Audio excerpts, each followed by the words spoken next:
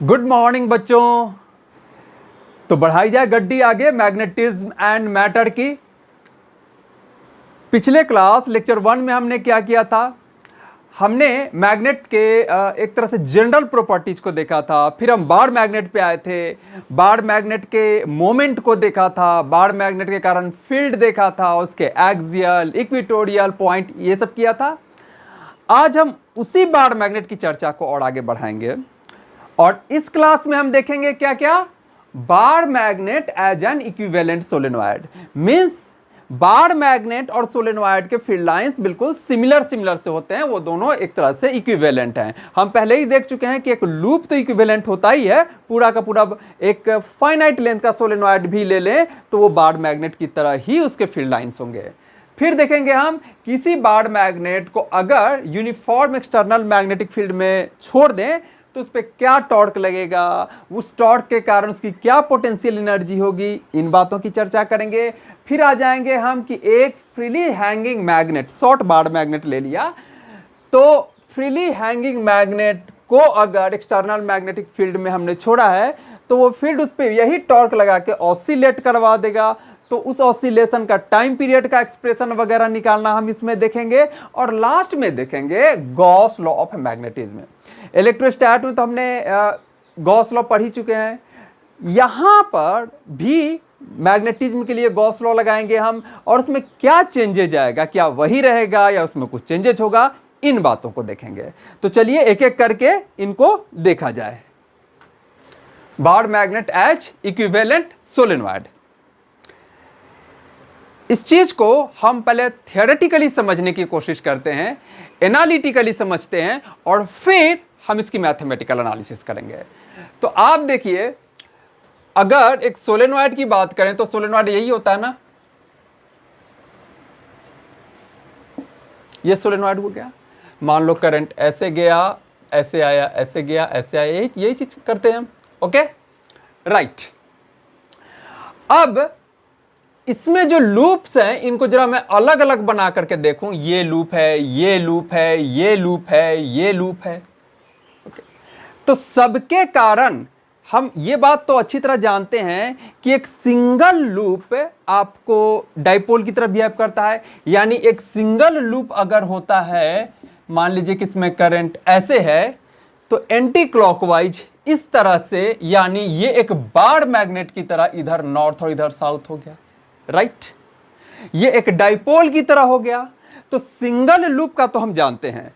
अब देखिए, ऐसे ऐसे ऐसे इसी के लूप को मैंने अलग अलग अलग कर दिया और सब में करंट जा रहा, ऐसे आ रहा है, फिर ऐसे जा रहा, ऐसे आ रहा, ऐसे जा रहा, ऐसे आ रहा, ऐसे जा रहा, ऐसे आ रहा है। तो सबका इक्विवेलेंट एक तरह से डाइपोल बना ले। यहां पे इसका भी छोटा सा बना लें, इसका भी छोटा सा बना ले, सबका चुटका चुटका चुटका चुटका सा बना लें, ये हो गया। और सबका साउथ नॉर्थ आ गया, सब इक्विवेलेंट डाइपोल बनता जा रहा है ना। ये चीज तो हम देख ही चुके हैं कि एक सिंगल लूप जो है वो डाइपोल की तरह बिहेव करता है। तो यहां ऐसे ऐसे कई लूप हैं, एक एक को सबको हमने ऐसे एक स्कीमेटिकली डायग्राम में बाहर निकाल लिया। ओके, तो यहां पर हमने कह दिया एंटी क्लॉकवाइज सब में है तो सबका नॉर्थ उधर, यानी ये रहा साउथ जी नॉर्थ, साउथ जी north, south north, south north. Okay, अब देखिए इसका नॉर्थ इसके साउथ के बिल्कुल पास आ गया तो ये एक दूसरे को खत्म कर देगा। यही कहानी ठक ठक ठक सब जगह हो गई। बच गया क्या? शुरू वाला साउथ और लास्ट वाला नॉर्थ, और इसका लेंथ हो गया ये पूरा का पूरा, बन गया बार मैग्नेट। यही हो गया ना भाई। इसको इक्विवेलेंट हमने क्या दिखा दिया? Bar magnet. ये मैग्नेटिक पोल स्ट्रेंथ शुरू वाला साउथ नॉर्थ और ये पूरा जो सोलेनॉइड का लेंथ है वही बार मैग्नेट का लेंथ हो गया, राइट। चलिए, तो ये बात थी थियोरेटिकली समझने के लिए। अब इसी बात को आपके एनसीईआरटी में एनालिटिकली मैथमेटिकली जो दिया गया है उस चीज को समझने की कोशिश करते हैं। चलिए मिटाऊं, यहां से यहां तक में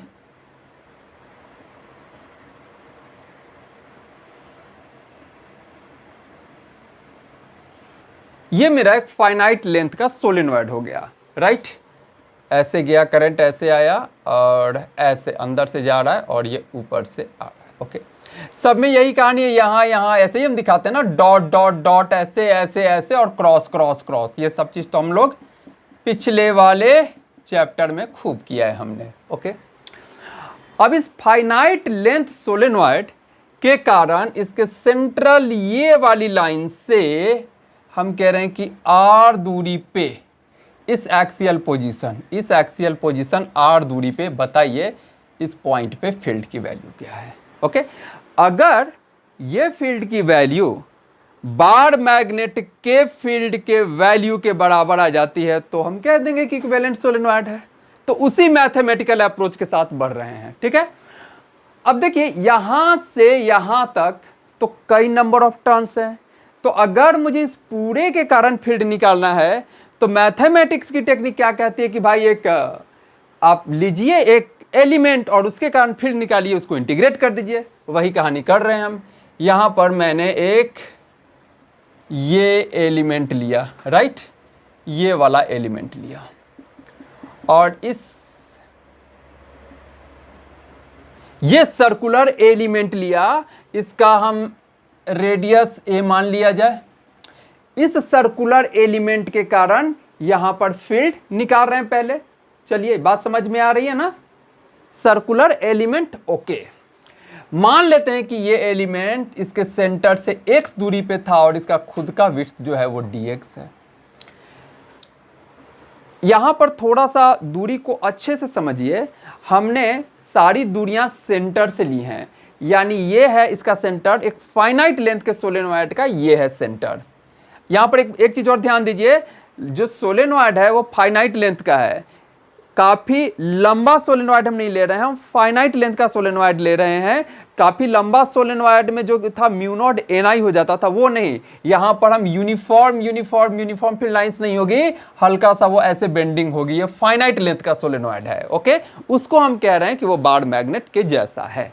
ओके, चलिए यहां से x दूरी पे जो dx एलिमेंट लिया, सारी दूरियां हमें इस सेंटर से लेनी है, सेंट्रल लाइन से। तो इस पॉइंट P की ये दूरी हमने ले ली, कितना हो गया ये r, ये हो गया r। ओके, और यहां से ये दूरी x है, तो इससे दूरी हो जाएगा r में से ये दूरी घटा दें x, ये हो जाएगा। कारण कि जब हमको इसके कारण फील्ड निकालना है तो ये एक सर्कुलर एलिमेंट है, इसका फॉर्मूला लगाएंगे ना, mu not I A square by twice of A square plus x square का 3/2। ओके, तो वो फार्मूला में जो दूरी है इस एलिमेंट से लेनी होगी, तो वो हमने पहले निकाल के रख लिया कि r माइनस एक्स है। अब इसके कारण जो फील्ड होगा वो क्या होगा, देखें, इसके कारण फील्ड यहां पे हो जाएगा dB। स्मॉल एलिमेंट के कारण फील्ड, तो उसको dB कह दिया। क्या होता है, म्यू नॉट आई,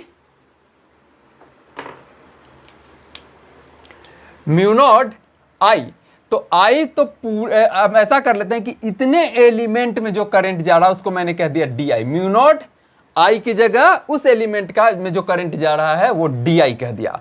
तो म्यू नॉट आई रेडियस का स्क्वायर, रेडियस हमने ए लिया है, बाई क्या, ट्वाइस ऑफ रेडियस का स्क्वायर प्लस उस सर्कुलर एलिमेंट से उस पॉइंट के बीच की दूरी जो हमने पहले ही निकाल के रखा है, क्या है, r माइनस एक्स। तो r माइनस एक्स का स्क्वायर का 3/2, याद कीजिए यही फॉर्मूला होता है ना b का, याद कीजिए, mu not I A square, circular element के कारण एक्सियल पॉइंट पे mu not I square by twice of A square plus x square का 3/2, यही होता है, जहां x उस एलिमेंट से, उसके सेंटर से उस पॉइंट के बीच की दूरी होती थी, जो हमारे प्रेजेंट केस में r माइनस एक्स है। तो इसी फॉर्मूला को हमने यहां पे लगाया है, राइट। चलिए, तो ये हो गया। अब यहां पर देखिए, ये जो दूरी है P पॉइंट, इसको हम इसके डायमेंशन से काफी दूर ले रहे हैं, एट डिस्टेंट एक्सियल पॉइंट। तो फॉर डिस्टेंट एक्सियल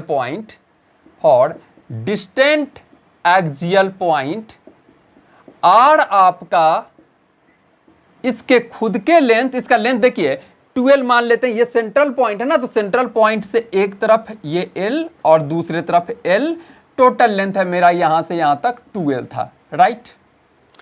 तो इसके लेंथ से मतलब 12 से काफी बड़ा है, और ये R डिस्टेंट पॉइंट होने के नाते इसके इस वाले डायमेंशन मतलब A से भी काफी बड़ा है, यानी R आपका पूरे एल से बड़ा है तो इस एक्स से भी काफी बड़ा हो गया।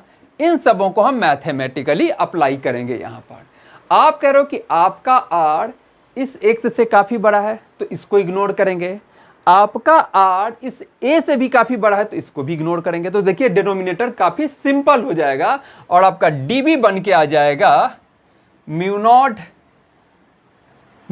अब थोड़ा सा न्यूमरेटर में भी डी को थोड़ा सा सोल्व कर ले। देखिए डी है कि इस वाले एलिमेंट में टोटल कितना करंट है, तो इस एलिमेंट की विड्थ अगर dx है और प्रत्येक n जो होता है number of turns per unit length, तो dx मल्टीप्लाइड बाई n हो गया।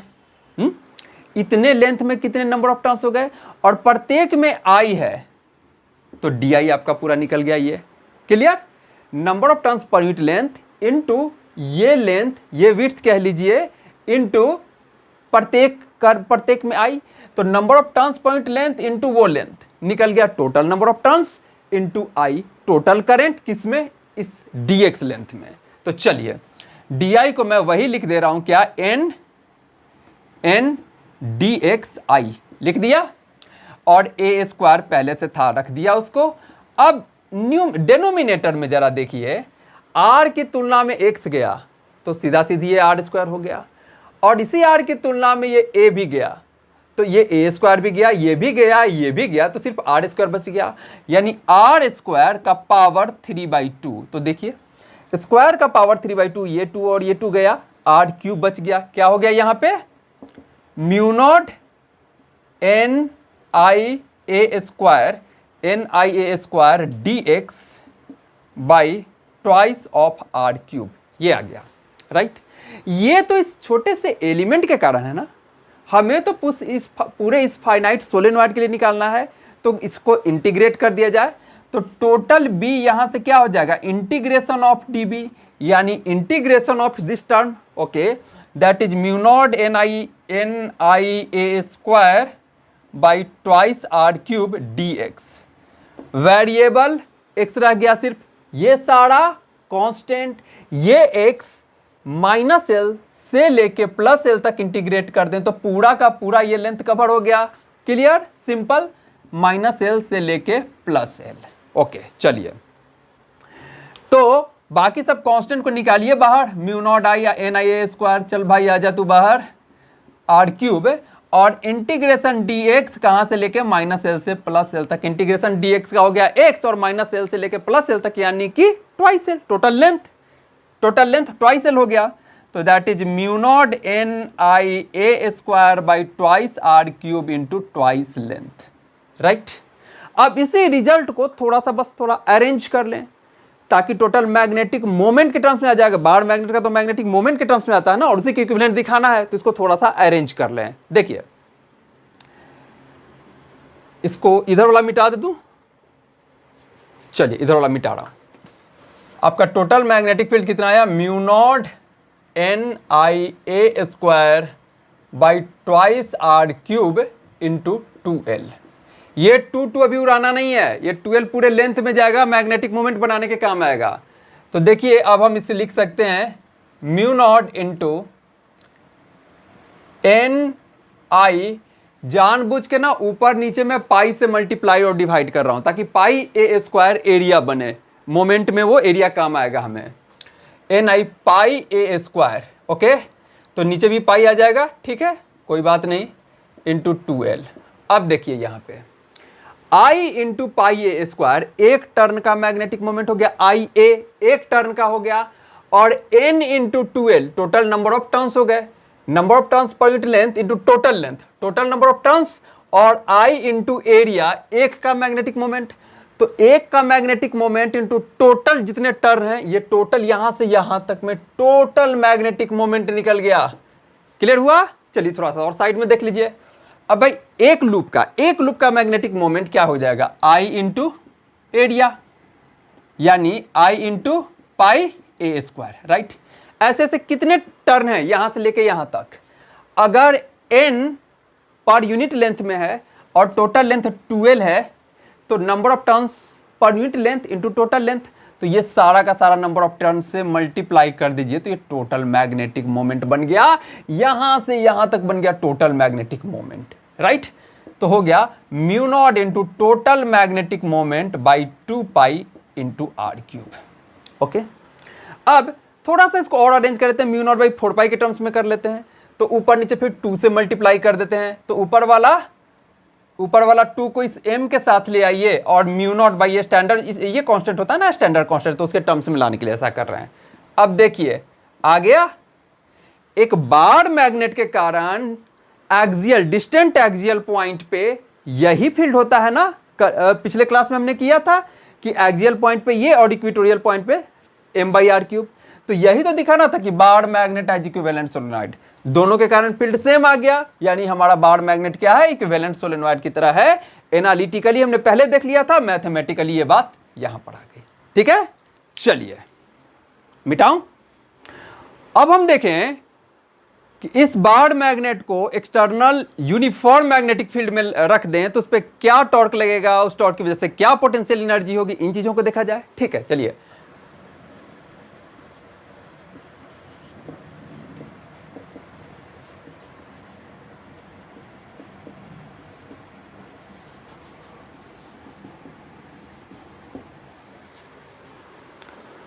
अब हम देखें कि इसी बार मैग्नेट को अगर हम यूनिफॉर्म एक्सटर्नल फील्ड में रख दें तो उस पर क्या टॉर्क लगेगा और उसकी क्या पोटेंशियल एनर्जी होगी, राइट।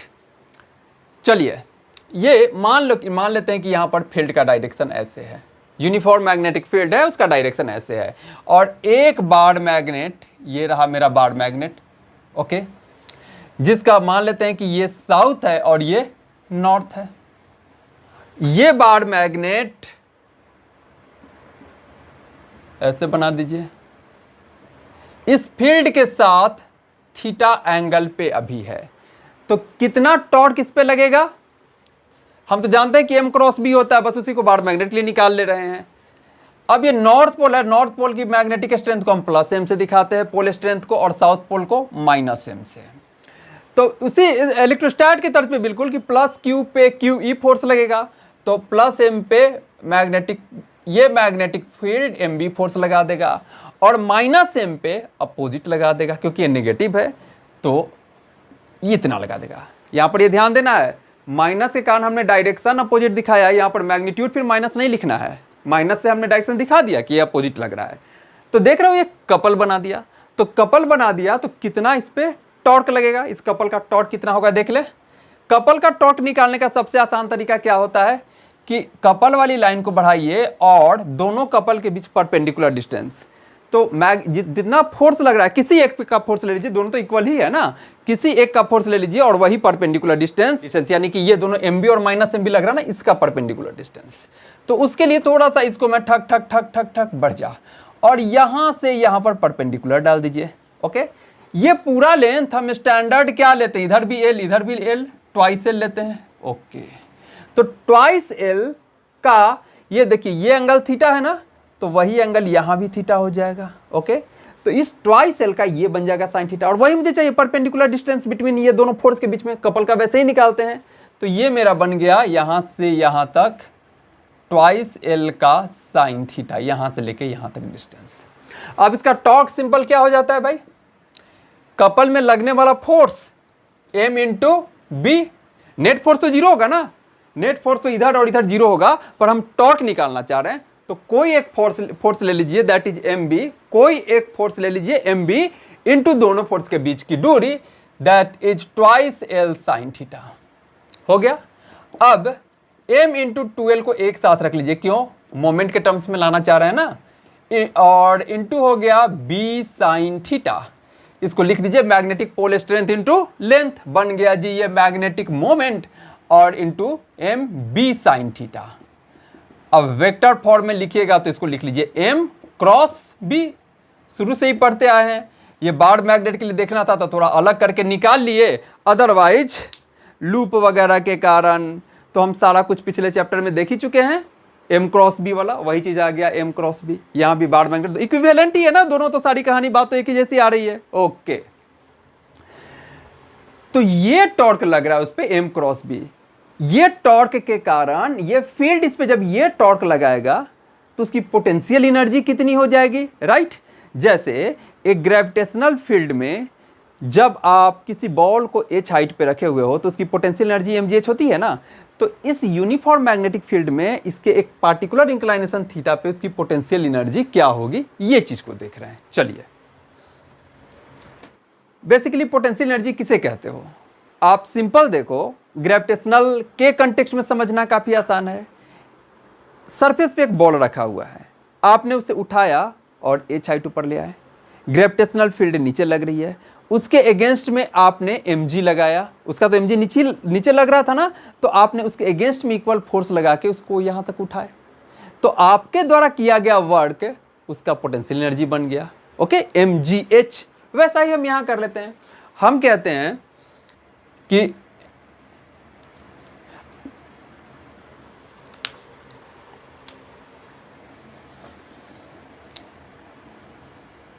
यहां पर ये टॉर्क लग रहा है इस, तो वर्क कितना हो जाएगा, इसी टॉर्क, ये टॉर्क कौन लगा रहा है, फील्ड लगा रहा है, इस फील्ड के अगेंस्ट में हमें टॉर्क लगाना पड़ेगा इसे मूव कराने के लिए। तो हमने जो टॉर्क लगाया वो इतना ही होगा मैग्नीट्यूड में, डायरेक्शन में इसके अपोजिट होगा, क्योंकि फील्ड तो क्या करेगा, देखिए फील्ड तो क्या करेगा, फील्ड उसको अपने तरफ अलाइन कर देगा।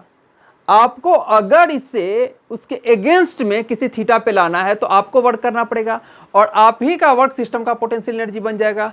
तो ठीक है, आपने वर्क कितना किया उतना ही टाउ लगाया अपोजिट डायरेक्शन में, राइट। तो देखिए यहां पर सिस्टम का टाउ इसे ऐसे लग रहा था, ऐसे, वो इस थीटा को खत्म करके अपने फील्ड के तरफ इसको अलाइन कर देना चाह रहा था। ये इसका साउथ है और ये इसका नॉर्थ है, राइट। इसको अपने फील्ड की तरफ ऐसे अलाइन कर देना चाह रहा था। आप चाहते हो कि आप थीटा पे रखना चाहते हो, इसे टिकाए रखना चाहते हो, तो आपको इस टॉर्क के एंटी टॉर्क लगाना पड़ेगा, और वो एंटी टॉर्क का सेंस क्या हो जाएगा, ये ऐसे लाना चाह रहा है तो आपको लगाना पड़ेगा ऐसे। ये टॉर्क सिस्टम का है, यहां पर ये टॉर्क अगर मैं कहूं सिस्टम का है तो ये टॉर्क हो गया एक्सटर्नल एजेंट का, राइट। तो एक्सटर्नल एजेंट का टॉर्क इस थीटा के डायरेक्शन में ही है, ओके। ये देख लो, इस थीटा को बढ़ाने के लिए है, और सिस्टम का टॉर्क थीटा को खत्म करके वो अपने तरफ अलाइन करने के लिए है। तो ये टॉर्क कितने के बराबर हो जाएगा, मैग्नीट्यूड में इसी के बराबर होगा, राइट। इसी के इक्वल हमें अपोजिट लगा देना है। तो M B sine theta D theta, ये हो गया वर्क डन। अब ये हम डी डब्ल्यू निकाल रहे हैं, कारण कि थीटा से थीटा प्लस डी थीटा ले जाने में वर्क कितना करना पड़ा, टॉर्क इंटू डी थीटा, ये मेरा हो गया डी डब्ल्यू। टोटल वर्क तो अभी इंटीग्रेट करके आएगा, तो टोटल वर्क क्या हो जाएगा, integration of D W, right, यानी integration of M B sine theta D theta, right. कहानी क्लियर है ना, सीधा सीधी, ये सब कुछ नया तो है नहीं, सारा का सारा वही याद है। पी वो वहां पी साइन थीटा था, यहाँ एम बी साइन थीटा है, वहां माइनस पी डॉट ई आता था, यहाँ देखना माइनस एम डॉट बी आ जाएगा, sine theta D theta, okay. तो complete similarity with electrostat. M B क्या इंटीग्रेशन साइन थीटा का, माइनस कॉस थीटा, ओके।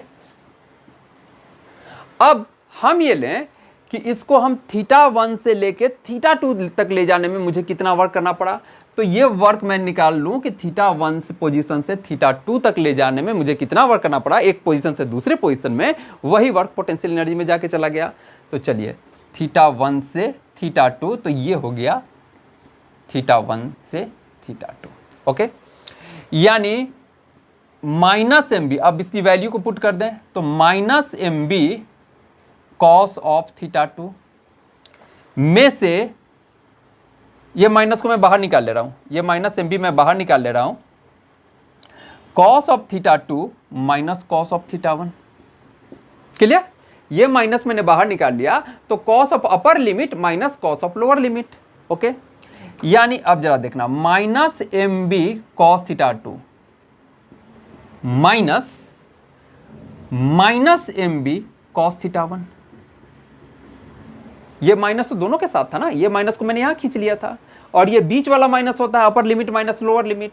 तो ये माइनस तो दोनों के साथ है, ये minus M B cos theta 2 के साथ भी है और ये minus M B cos theta 1 के साथ भी है और बीच वाला minus as it is minus है। ये क्या बन गया आपको, वर्क डन किस में, वर्क डन इक्वल टू क्या होता है, change in potential energy. Okay, work done क्या हुआ, चेंज इन पोटेंशियल एनर्जी, एक पोजीशन से दूसरे पोजीशन ले जाने में। तो ये हो गया जब आप u theta 2 minus u theta 1, potential energy में क्या चेंज हुआ जब थीटा 1 से थीटा 2 पोजीशन पे ले गए, वही वर्क डन है हमारा। तो यहां पर जरा देखिए, u at theta 2 minus u at theta 1, ये आपका work done change in potential energy, और आपका एक्सप्रेशन आ गया minus M B cos of theta 2 में से माइनस कर दो क्या, पहले पोजीशन का minus M B cos of theta 1। तो थीटा 2 वाले पोजीशन पे minus M B cos theta 2 है और थीटा 1 वाले पोजीशन पे क्या है, minus M B cos theta 1, यानी एट एनी पोजीशन थीटा, यहां से हम सीधे कह देंगे क्या होता है, minus M B cos of theta, और इसी को डॉट प्रोडक्ट में लिख देता है minus M dot B. Exactly same result आया, वहां आता था माइनस पी डॉट ई, यहां आ गया माइनस एम डॉट बी, कहानी बिल्कुल सेम है। क्लियर ये बात? ओके, अब इसी पे कुछ क्वेश्चंस देख लिया जाए।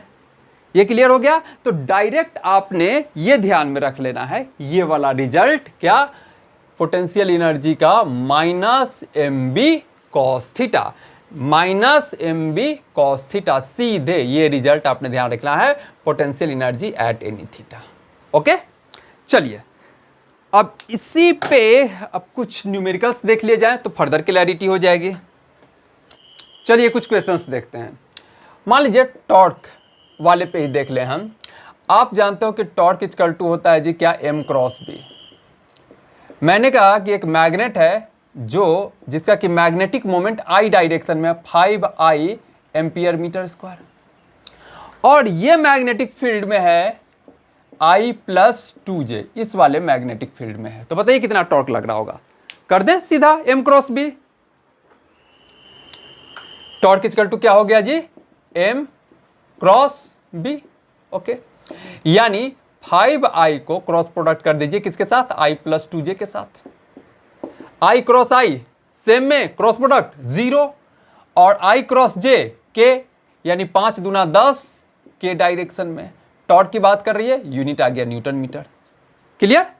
चलिए, कभी पोल स्ट्रेंथ में देगा, डायरेक्ट मैग्नेटिक मोमेंट ना दे करके मैग्नेट का पोल स्ट्रेंथ दे देगा और मैग्नेट का लेंथ दे देगा, तो मैग्नेटिक मोमेंट कैलकुलेट कीजिएगा पोल स्ट्रेंथ इंटू 2L करके। तो ओके, अब मान लीजिए पोटेंशियल एनर्जी पे क्वेश्चन देखें। अब चलिए पोटेंशियल एनर्जी के कुछ क्वेश्चन देख लेते हैं। ओके, आप जानते हो ना जी कि पोटेंशियल एनर्जी जो होता है वो minus M B cos theta होता है।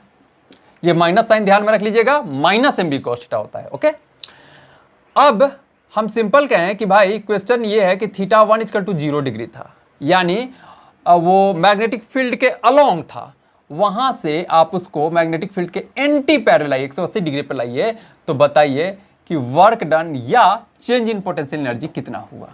Okay, right, work done equal to change in potential energy क्या जानते हैं हम, U final minus U initial. तो फाइनल आप कहां लेने जाना चाह रहे हो, थीटा इक्वल टू 180 पे, माइनस इनिशियली कहां था, थीटा इक्वल टू 0 डिग्री पे।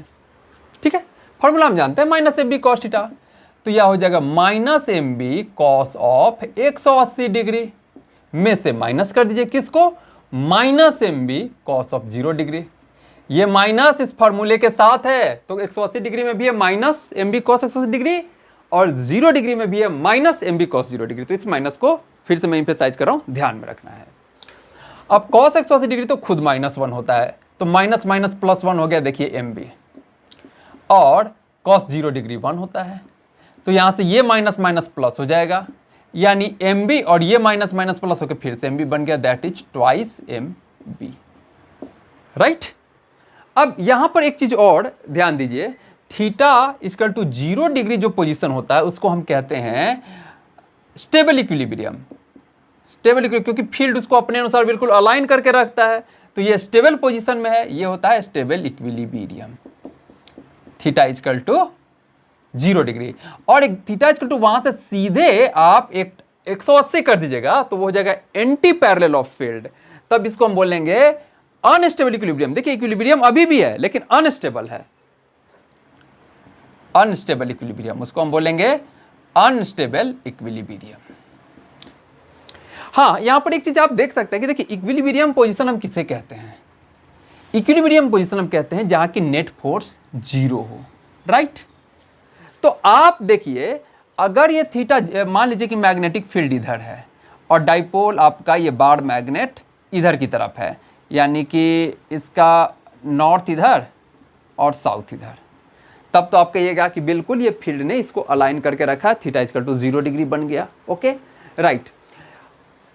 फोर्स कितना लग रहा होगा इस पे? इधर लग रहा होगा m इंटू बी और इधर लग रहा होगा m इंटू बी। ये है -m साउथ वाला और ये है +m, तो प्लस पे इधर और इस पे इधर, और ये दोनों फोर्स एक दूसरे को कैंसिल कर दिया, नेट फोर्स 0, इक्विलिब्रियम बन गया। अनस्टेबल पर भी यही कहानी होगा, पलट दीजिए इसे, यही हो गया ना, थीटा 180 डिग्री का। भाई मतलब क्या हुआ कि ये साउथ इधर चला गया, ये नॉर्थ इधर चला गया, ये फील्ड के एंटी पैरेलल आ गया। लेकिन अभी भी जरा देखिए साउथ पे उल्टा फोर्स हो गया, दैट इज इधर की तरफ यहां फोर्स लग गया, कितना? वही mb, ये -m है और ये +m है। ओके, और नॉर्थ पे फील्ड के अलोंग फोर्स लगा, तो यहां लगा m इंटू बी, फिर से ये दोनों फोर्स एक दूसरे को कैंसिल कर दिया। बात क्लियर? तो चाहे पैरेलल रहे चाहे एंटी पैरेलल रहे, नेट फोर्स तो 0 है ना, और नेट फोर्स 0 है तो इक्विलिब्रियम है। लेकिन एक जगह जब वो पैरेलल है तब हम उसको कहेंगे स्टेबल इक्विलिब्रियम। क्यों? स्टेबल इक्विलिब्रियम का मतलब ये है कि इसको अगर ये फील्ड के पैरेलल है तो थोड़ा बहुत अगर इसे हिलाइएगा, ऐसे कर दीजिएगा, तो फील्ड उसको टॉर्क लगा के साथ वहीं पे ला देगा जहां वो था। तो वो पोजीशन जहां से अगर थोड़ा सा हिलाने पे फिर से वहीं पे आने की टेंडेंसी बने, उसको हम बोलते हैं स्टेबल इक्विलिब्रियम। ओके, लेकिन यहां पे क्या है, ये पोजीशन फील्ड ऐसे है, फील्ड ऐसे है, लेकिन ये इधर की तरफ है, इधर की तरफ है। ओके, इसका देख रहे हैं, इसका डाइपोल इधर की तरफ है। ओके, तो इसको अगर आप हल्का सा हिलाइएगा, मतलब ऐसे कीजिएगा, इसको अगर आप ऐसे कीजिएगा तो फील्ड इसको पकड़ के ऐसे मोड़ देगा, इस तरफ मोड़ देगा, यानी वो उसके स्टेबल पोजीशन की तरफ मोड़ देगा। यहां नहीं लाएगा वापस, यहां नहीं लाएगा वापस जहां था वो, क्योंकि देखिए यहां पर ये टॉर्क ऐसे लगेगा ना, ये टॉर्क इसको उठा करके ऐसे कर देगा। ओके, तो इससे इधर से वो इधर हो गया, जो पोजीशन में था वहां वो ना आकर के दूसरे तरफ चला गया। तो जो पोजीशन में रहे अगर वहां से हिलाने पे फिर वहीं आने की टेंडेंसी बने तो स्टेबल पोजीशन हो जाता है, और अगर वहां उसके अपोजिट चला जाए, वहां फिर से ना आए, हल्का सा वहां डिस्टर्ब करने पे, तो उसको हम अनस्टेबल कहते हैं। ठीक है, ये टर्म तो क्लियर हो गया होगा। चलिए आगे बढ़िए। अब इसी में दूसरा क्वेश्चन आप देख सकते हैं, पोटेंशियल एनर्जी का ही। आप सपोज करो फील्ड का डायरेक्शन इधर है, ये है मेरा फील्ड का डायरेक्शन, और एक डाइपोल को ऐसे मैंने होल्ड करके रखा है इस फील्ड के परपेंडिकुलर डायरेक्शन में, इसे होल्ड करके रखा है। इसे नॉर्थ कहिए और इसे साउथ कहिए, ये नॉर्थ ये साउथ, -m +m। ओके, ये फील्ड के साथ 90 डिग्री एंगल बना रहा है, यहाँ 90 डिग्री एंगल बना रहा है। ओके, और इसे होल्ड करके रखा है और यहां पर वो हिंज है। ओके, तो जब हम इसे छोड़ेंगे तो ये फील्ड इसे कपल लगा के फटाक से इधर करना चाहेगा, अपनी तरफ अलाइन करना चाहेगा फील्ड। ओके, तो कह रहा है कि जब ये ऐसे से ऐसे होगा तो उस वक्त इसने कितनी एनर्जी गेन करी है। ओके, समझे बात को? जब ये थीटा 90 से, जब थीटा 90 से थीटा 0 फील्ड उसको करेगा तो उसको कितनी एनर्जी गेन करी है। सिंपल ऐसे सोचो ना कि एक बॉल को h हाइट पे हम रखे हुए हैं, हमने छोड़ दिया उसे, तो छोड़ दिए तो जो ग्रेविटेशनल फोर्स लगा वो उसको h हाइट नीचे जाने में कितनी एनर्जी गेन करा दिया। ओके, तो यहां पर भी हम कह रहे हैं कि अभी थीटा 90 से थीटा 0 पे जो इसने फील्ड ने घुमाया तो कितनी एनर्जी गेन करा दिया। वहां भी हम कहते क्या, loss in potential energy equal to gain in kinetic energy. यहां भी हम वही बात कहेंगे, loss in potential energy equal to gain in kinetic energy. चलो करो।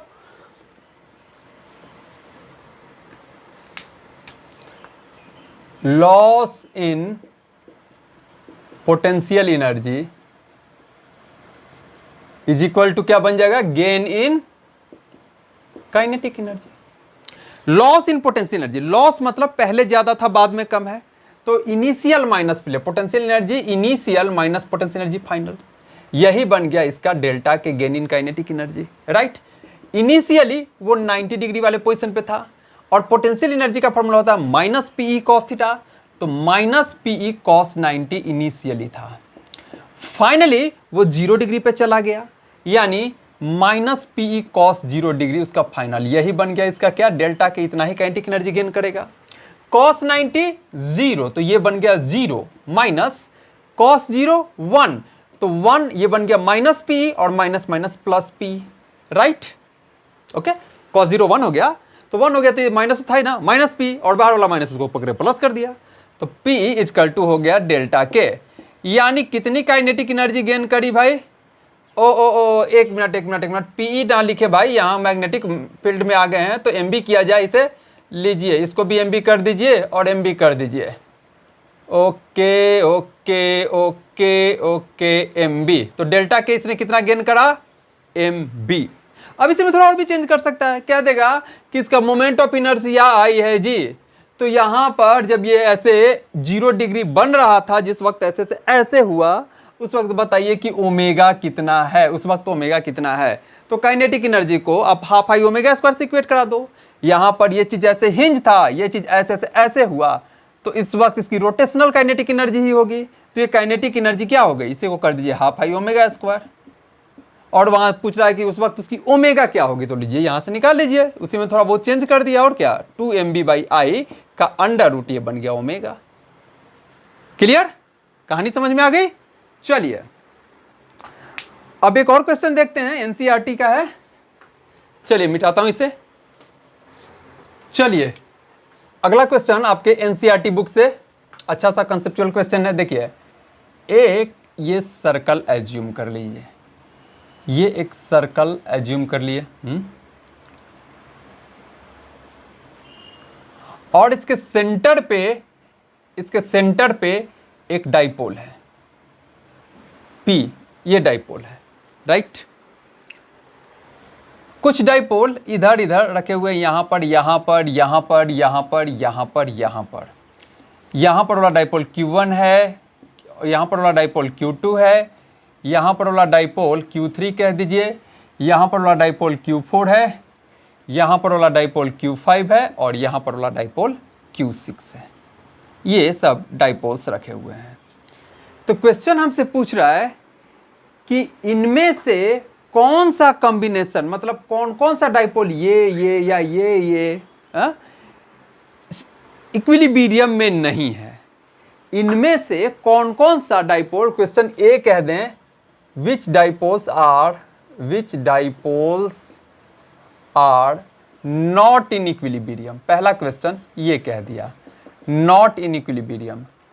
नॉट इन इक्विलिब्रियम मीन्स उसका थीटा 0 डिग्री या 180 डिग्री नहीं है, क्योंकि 0 पे स्टेबल इक्विलिब्रियम बन जाता है, 180 पे अनस्टेबल इक्विलिब्रियम बन जाता है, तो ना तो 0 है ना 180 है। आप P का फील्ड लाइंस ड्रॉ कर लीजिए, ओके। तो P का फील्ड लाइंस कुछ आपको ऐसे आएगा, अगर ये डाइपोल है तो इसका फील्ड लाइन कुछ ऐसे ही आएगा ना, ऐसे ये होगा इसका फील्ड लाइंस, और इधर से ऐसे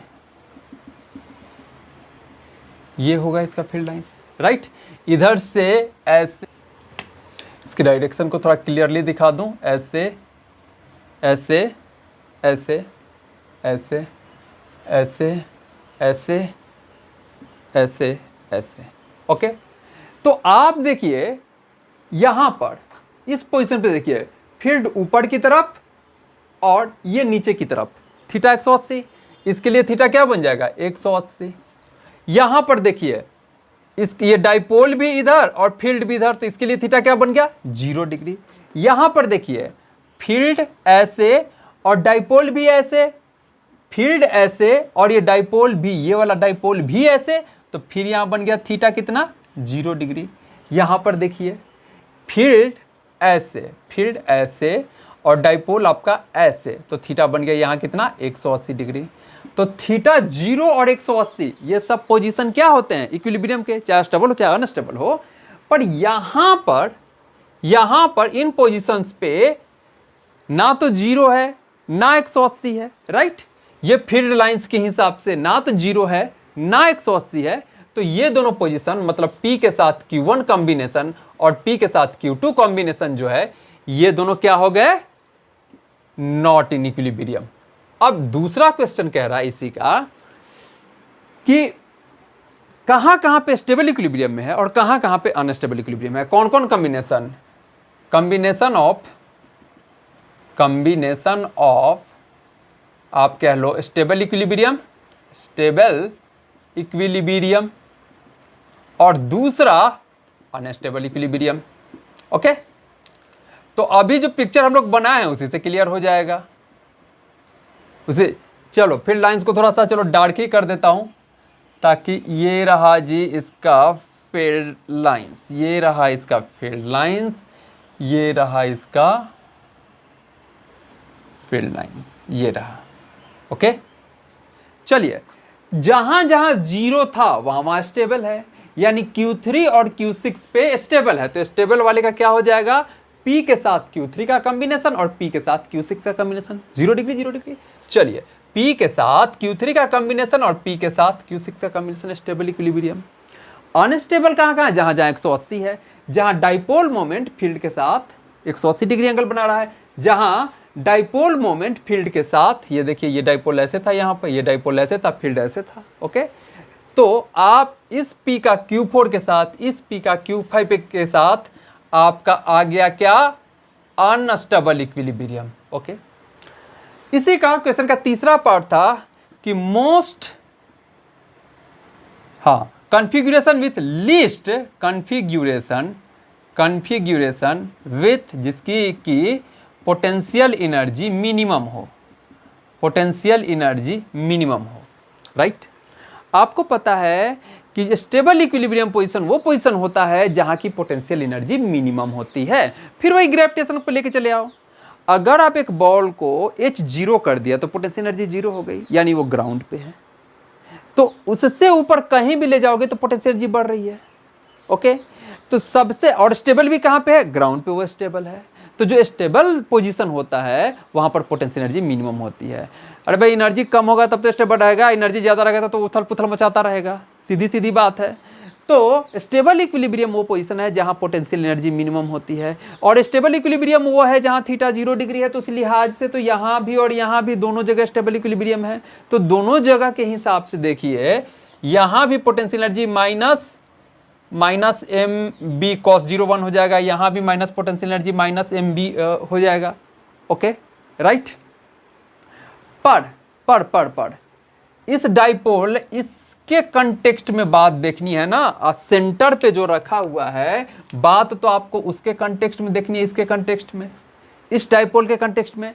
तो इस डाइपोल के कंटेक्स्ट में ये वाली पोजीशन बन जाएगी इक्विटोरियल और ये वाली पोजीशन बन जाएगी एक्सियल, और एक्सियल पे फील्ड होता है दुगना तगड़ा, यानी यहां अगर B है तो यहां B ना होकर के ट्वाइस हो जाएगा, ट्वाइस B, यानी कि यहां ट्वाइस MB हो जाएगा। तो देखिए माइनस MB और माइनस ट्वाइस MB, किसका पोटेंशियल एनर्जी ज्यादा कम है, इसका। ये ज्यादा निगेटिव है ना, ये माइनस मान लीजिए कि 4 है तो ये -8 है, ये और कम है। तो ये वाली पोजीशन जो होगी सबसे ज्यादा स्टेबल पोजीशन होगी, जो चाहिए था configuration with potential energy minimum. तो ये हो जाएगा इस P के साथ Q6 का, P के साथ Q6 का। क्लियर हो गया, समझ में आया बात। चलिए मिटाऊं। अब हम देखेंगे oscillation of freely hanging magnet. Okay, अब देख रहे हो ना कि भाई मैग्नेटिक फील्ड टॉर्क लगा रहा है। ओके, अगर वो टॉर्क रीस्टोरिंग टॉर्क है तो वो उसको ऑसिलेट करा देगा, टन टन टन टन टन टन होता रहेगा। ओके, वही चीज देखना है कि किस तरह से ये मैग्नेटिक फील्ड एक फ्रीली हैंगिंग मैग्नेट को ऑसिलेट करा रहा है, right. Oscillation of freely hanging magnet इन, आप कर दीजिए मैग्नेटिक फील्ड, ये कर दीजिए मैग्नेटिक फील्ड में। ओके, बात वही टॉर्क की बात करेंगे हम। ये रहा जी मेरा, और ये रहा मैग्नेटिक फील्ड, यहां पर ये टॉर्क लग रहा था। इस टॉर्क लग कितना रहा था? टॉर्क लग रहा था आपको PE sine M B sine theta. Okay, M B sine theta. इसकी पोजीशन अभी यहां से ये थीटा पे है। ओके, ये टॉर्क इस थीटा को खत्म करना चाह रहा है। ये फील्ड के द्वारा लगाया जाने वाला टॉर्क इस थीटा को खत्म करके मैग्नेट को अपने तरफ अलाइन करना चाह रहा है, यानी ये इस थीटा के निगेटिव में काम कर रहा है। क्लियर? तो फॉर स्मॉल थीटा जो आप करते आए थे उस चैप्टर में, ऑसिलेशन 11th वाले ऑसिलेशन चैप्टर में, कि स्मॉल ऑसिलेशन में साइन थीटा को आप थीटा से इक्वेट कर देते थे। यहां भी वही कहानी करेंगे। Torque equal to minus M B theta. Okay, और टॉर्क होता कितना है? आई अल्फा के बराबर। Okay, I alpha equal to minus M B theta. Okay, alpha equal to, इसको इधर लाइए, minus M B by I into theta. याद कीजिए जरा सा ऑसिलेशन वाला चैप्टर 11th वाला, जरा यहाँ फ्लैशबैक में जाइए तो जरा क्या होता था। अगर A proportional to displacement with negative sign oscillation करने लगता था, X equal to A sine omega T वाला। और एंगुलर जब होता था तो हम दिखाते थे alpha proportional to minus theta, ये हम दिखाते थे angular acceleration proportional to angular displacement with negative sign. क्या यहाँ वही बात नहीं आ गया? क्या अल्फा प्रोपोर्शनल टू ये कांस्टेंट है तो प्रोपोर्शनल टू क्या? Minus theta. तो हम क्या यहाँ नहीं कह सकते हैं कि ऑसिलेट कर रहा है? यह बात यही क्लियर हो गई। जैसे ही हमने ये प्रोपोर्शनलिटी को ला दिया, हमने प्रूफ कर दिया कि ऑसिलेट कर रहा है। पर अगर ऑसिलेट कर रहा है तो टाइम पीरियड कितना होगा? इसके लिए इस अल्फा को माइनस ओमेगा स्क्वायर थीटा से इक्वेट करा दीजिए और उस ओमेगा की वैल्यू निकालिए और time period T equal to 2 pi by omega. Clear? यानी इस अल्फा को आपने क्या करना है? Minus omega square theta. ये बात की ऑसिलेट हो रहा है वो यहीं पे क्लियर हो गई। जैसे ही ये आया ये बात क्लियर हो गई। अब हम इक्वेट इसलिए करा रहे हैं ताकि हम ओमेगा ला सके और फिर टाइम पीरियड ला सकें 2 पाई बाई ओमेगा। राइट? तो ये दोनों से आप देखिए, ये दोनों को इक्वेट कराइएगा तो देखिए ये वाला चीज बराबर हो गया। यानी ओमेगा स्क्वायर क्या हो गया भाई आपका? m into B by I. यानी ओमेगा क्या हो गया? क्यों ओमेगा निकाल रहे हैं? Time period equal to 2 pi by omega के लिए, under root m into B by I. तो ओमेगा निकल गया तो भाई जो ऑसिलेशन हो रहा है ये बात तो पता चल गया था, तो उसका टाइम पीरियड भी आ गया 2 pi by omega, that is 2 pi, और नीचे में क्या? Under root M B by I. यानी 2 पाई अंडर रूट ऊपर आई कर दो और नीचे एम बी कर दो। आ गया टाइम पीरियड क्या आ गया? 2 pi under root I by M B. ये वाला आ गया आपका टाइम पीरियड। ये वाला आ गया आपका टाइम पीरियड इस ऑसिलेशन का। तो कई बार मैग्नेटिक फील्ड के स्ट्रेंथ निकालने में भी इसका बड़ा यूज होता है कि आप ऑसिलेशन करा के देख लीजिए कि टाइम पीरियड कितना आ रहा है प्रैक्टिकली, वो देख लीजिए और टाइम पीरियड आपको पता चल गया। उस मैग्नेट का आपको मोमेंट ऑफ इनर्शिया पता है तो आपको, या उस मैग्नेट के बाद moment of inertia, magnetic moment सब कुछ पता है हमें, तो मैग्नेटिक फील्ड निकल जाएगा। देखिए आप इसी को स्क्वायर कर लीजिए ना, तो यहां से आ जाएगा टी का square equal to 4 pi square I by M B, 4 pi square I by M B. ये बात आई, इसको एक साइड रख लीजिए, दोनों बात। T equal to 2 pi under root I by M B, और इसी को स्क्वायर कर दिए तो टी का square equal to 4 pi square I by M B. इसी पे एक न्यूमेरिकल देख लीजिए तो समझ में आ जाएगा बात। मिटाऊं क्वेश्चन? मैं ये कह रहा हूं कि भाई मोमेंट ऑफ इनर्शिया आपको दे रखा है, मान लीजिए कि 10 into 10 to the power minus 6 kg metre square. Okay, magnetic moment मान लेते हैं कि 5 है, 5 एम्पियर मीटर स्क्वायर, ये है मैग्नेटिक मोमेंट। ओके, और टाइम पीरियड के निकालने के लिए आपको दे दिया कि भाई 10 सेकेंड लगा देता है 5 ऑसिलेशन में, 5 ऑसिलेशन में 10 सेकेंड लगा देता है। तो बताइए ये जिस फील्ड में हो रहा है उस फील्ड का स्ट्रेंथ क्या है? तो सबसे पहले देखिए आपको आई दे रखा है, आपको एम दे रखा है, टाइम पीरियड के लिए ये बात लिखा है कि 10 सेकेंड लगाता है 5 ऑसिलेशन में, तो एक ऑसिलेशन में कितना लगाएगा? 10/5, वही टाइम पीरियड हो गया। तो यहाँ से टाइम पीरियड निकाल लीजिए भाई कि 10/5 यानी कि ये 2 सेकेंड का टाइम पीरियड है। और अब सब कुछ पता चल गया तो आपको पता है कि टी का स्क्वायर और बी निकालना है ना, चलिए लिख लीजिए कि यहाँ बी आपको निकालना है। टी का square equal to 4 pi square I by M into B होता है। तो यहाँ से बी निकालना है तो बी को ले जाइए उधर, और उधर से टी स्क्वायर को पकड़ के खींच के इधर लाइए, by magnetic moment into T square, यही हो गया। वैल्यूज को पुट कर दिया जाए। यहाँ पर एक चीज़ देखिए, पाई का स्क्वायर है, पाई का स्क्वायर कीजिएगा तो लगभग वो 9.84 ऐसे ऐसे ही आता है। तो उसको रफली आप 10 लिख लीजिए कहीं भी, ये ना ज़्यादा एरर वेरर नहीं देगा और कैलकुलेशन काफ़ी आसान कर देगा। पाई का कहीं भी स्क्वायर आए चुपचाप उसको 10 लिख लीजिए, ठीक है। यहाँ तक कि डेनोमिनेटर में अगर पाई रहे अकेले तो ऊपर नीचे मल्टीप्लाई कर दीजिए पाई से, तो डेनोमिनेटर वाला पाई जो है पाई स्क्वायर बन जाएगा, उसको 10 लिख लीजिए, कैलकुलेशन थोड़ा आसान हो जाता है। तो मैं 4 इंटू पाई स्क्वायर को मैंने 10 लिख लिया, 10 के बिल्कुल पास रहता है ये वैल्यू। मोमेंट ऑफ इनर्शिया कितना दे रखा था, 10 into 10 to the power -6 by magnetic moment कितना दे रखा है भाई 5, और टाइम पीरियड हमने कितना निकाला है 2, तो 2 का स्क्वायर हो गया जी 4, राइट। तो यहाँ एक काम हम कर सकते हैं, 4 से 4 उड़ाइए, 5 दूना 10 कीजिए, और 10 दूना 20, 20 गुना 10 टू दी पावर -6, 20 गुना 10 टू दी पावर -6 मतलब कि 2 गुना 10 टू दी पावर -5 टेस्ला। ये आ गया मैग्नेटिक फील्ड की वैल्यू, मैग्नेटिक फील्ड की वैल्यू आ गई आपको इतनी, ठीक है, क्लियर। चलिए मिटाऊं, T equal to 2 pi under root I by M B, formula बहुत इंपॉर्टेंट, कई जगह यूज होगा। चलिए ओके, अब हम देखेंगे Gauss law of magnetism, Gauss law of magnetism, right. पहले रिकॉल कीजिए तो इलेक्ट्रोस्टैट में जो आपने गॉस लॉ पढ़ा था फॉर इलेक्ट्रोस्टैट, क्या था आपका, था कि total electric flux integration E dot D S, total electric flux, net electric flux through a closed surface जो उसके अंदर नेट चार्ज है डिवाइडेड बाई एप्सिलॉन नॉट, ये था ना। Net electric flux through a close surface is equal to 1 by epsilon naught times charge enclosed by the surface.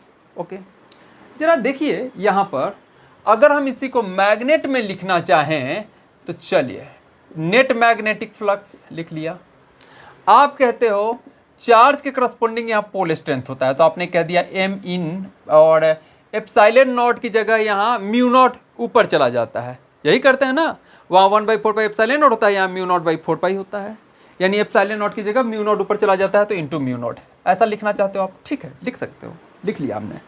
लेकिन लेकिन लेकिन लेकिन आप बताइए कि यहाँ आपने इसे क्या लिखा है, पोल स्ट्रेंथ, क्या लिख रहे हो, पोल स्ट्रेंथ। ओके, आप पहले लेक्चर में देख चुके हो कि एक मैग्नेट को पटक के हम 1000 टुकड़े कर दिए, उन सब में 1000 मैग्नेट डेवलप हो गया, प्रत्येक नॉर्थ के कोरस्पॉन्डिंग नॉर्थ के कोरस्पॉन्डिंग साउथ, साउथ के कोरस्पॉन्डिंग नॉर्थ, नॉर्थ के कोरस्पॉन्डिंग साउथ, साउथ के कोरस्पॉन्डिंग नॉर्थ। यानी कभी भी मैग्नेट का मोनोपोल अकेले नहीं रहता है, वो तुरंत अपना कपल बना लेता है। यानी मैग्नेट का मोनोपोल तो अकेले रहता ही नहीं है, प्रत्येक -m के करस्पॉन्डिंग +m हमें मिलना है, और प्रत्येक +m के करस्पॉन्डिंग तुरंत -m डेवलप कर लेगा, प्लस माइनस इकट्ठे रहेगा, तो नेट कितना हो गया 0, ये चीज हो गया खत्म, बन गया 0। तो मैं यहाँ गॉस लॉ ऑफ मैग्नेटिज्म में सीधा आप लिखोगे ये, क्या क्या स्टेटमेंट में हम कहेंगे कि net magnetic flux, net magnetic flux through any closed surface is 0, through any closed surface, any closed surface, any closed surface is बड़का सा 0। ये हो गया गॉस लॉ ऑफ मैग्नेटिज्म। बात क्लियर हो गई। अगर आप इसको फील्ड लाइन से समझना चाहो तो कुछ ऐसे कर सकते हो। मान लो अगर आप यहाँ इलेक्ट्रिक डाइपोल बनाते तो वहाँ कहानी कुछ और होती थी। आप कहते हो कि प्लस से निकला माइनस में आया, प्लस से निकला माइनस में आया, प्लस से निकला माइनस में आया, प्लस से निकला माइनस में आया, यही कहते थे ना भाई। ऐसे ऐसे ऐसे ऐसे बना देते थे, ऐसे ऐसे बना देते थे। ओके, यहाँ पर अगर आप एक गॉसियन सरफेस लेते हो, यहाँ पर आप एक गॉसियन सरफेस लेते हो तो यहाँ से सारे फ्लक्स बाहर ही जा रहे हैं। आपको यहाँ पर एक नेट मैग्नेटिक फ्लक्स मिल जाएगा जो कि Q/ε0 आ जाएगा। लेकिन जरा मैग्नेटिक डाइपोल के कंटेक्स्ट में देखिए तो जरा, यहाँ आपने बनाया -m और यहाँ बनाया +m, ओके राइट। ये रहा जी आपको मैग्नेट नॉर्थ, ये हो गया करस्पॉन्डिंग टू साउथ और ये हो गया करस्पॉन्डिंग टू नॉर्थ। भेजिए, नॉर्थ से निकला साउथ में आया, ठीक है जी, नॉर्थ से निकला साउथ में आया, ठीक है जी, नॉर्थ से निकला साउथ में आया, नॉर्थ से निकला साउथ में आया, ठीक है, सारी बातें सही है।